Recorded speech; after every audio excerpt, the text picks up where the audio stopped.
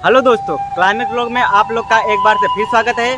दोस्तों, आज आप लोग को मैं ले चल रहा हूँ प्रयागराज के अमर शहीद आज़ाद पार्क में और आप लोग को वहाँ का व्यू दिखाएंगे और कुछ जानकारियाँ बताएंगे। दुश्मन की गोलियों का सामना हम करेंगे, आज़ाद ही हैं और आज़ाद ही रहेंगे। ये शब्द हैं देश की आज़ादी के लिए अपना पूरा जीवन समर्पित कर देने वाले महान क्रांतिकारी चंद्रशेखर आज़ाद की, जिन्होंने न केवल खुद को देश पर न्यौछावर किया बल्कि वह दूसरे लोगों में भी आज़ादी की भावना भरने में कामयाब रहे। और यही वजह है कि भारत की स्वतंत्रता में उनका एक अलग ही स्थान है। और दोस्तों, चंद्रशेखर आज़ाद ही भारत के वो जाबाज योद्धा थे जिन्हें अंग्रेजी हुकूमत जीते जी कभी पकड़ ही नहीं सकी, और वह दिखावे से ज्यादा कर्म में विश्वास करते थे। और शायद यही वजह है कि उनके सिर्फ एक दो ही तस्वीर हमारे पास है।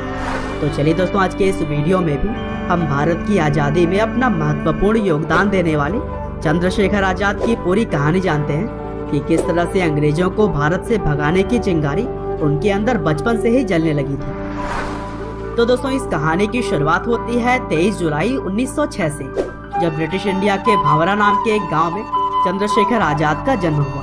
और जन्म के समय उनका असल नाम था चंद्रशेखर तिवारी। वहीं उनके पिता का नाम सीताराम तिवारी और माँ का नाम जगरानी देवी था।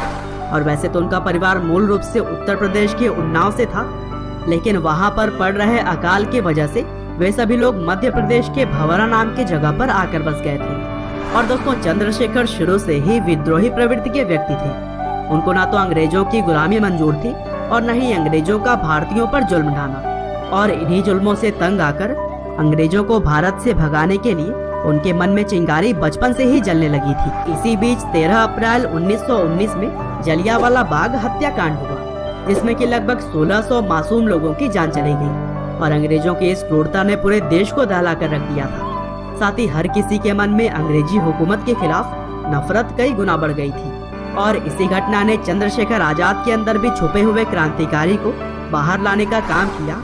और फिर 1921 यानी कि महज 15 साल की उम्र में चंद्रशेखर ने गांधी जी के असहयोग आंदोलन में भाग ले लिया।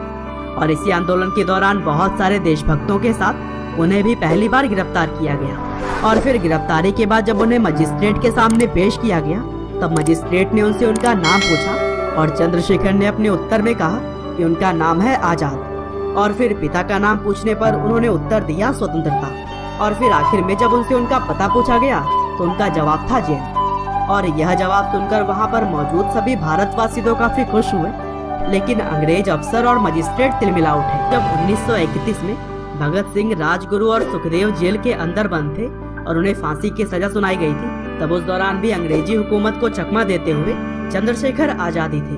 और वह भगत सिंह, राजगुरु और सुखदेव के सजा को कम करवाने के सिलसिले में इलाहाबाद गए हुए थे। लेकिन 27 फरवरी 1931 को जब इलाहाबाद के अल्फ्रेड पार्क में वह बैठे थे, तब अंग्रेजी हुकूमत को उनके वहां होने की खबर लग गई। और फिर सैकड़ों की संख्या में पुलिस वालों ने पूरे पार्क को चारों ओर से घेर लिया। और आज़ाद के पास भी इतने हथियार मौजूद नहीं थे कि वह उनका डटकर सामना कर सके, लेकिन इसके बावजूद भी उन्होंने अपने साहस का परिचय दिया और उनसे डटकर मुकाबला करने लगे। हालांकि जब उनके बंदूक में सिर्फ एक ही गोली बची, तब वह रुक गए और फिर उन्होंने खुद को गोली मार दी ताकि वह अंत में भी अंग्रेजों के हाथ न आ सके।